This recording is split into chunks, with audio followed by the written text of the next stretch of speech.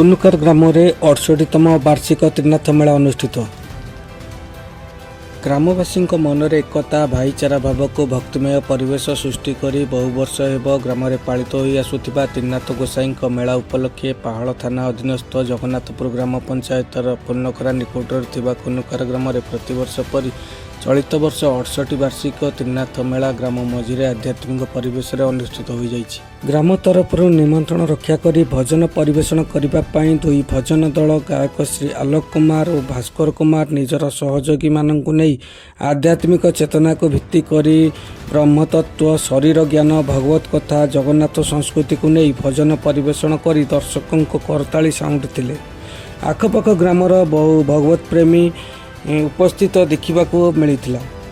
सुकांत कुमार भोई भजन कार्यक्रम को परिचालना करथिबा बेले खुनुकार ग्रामर समस्त ग्रामवासी उपस्थित रही भजन कार्यक्रम को उपभोग करने सह साहाय्य सहयोग करथिले।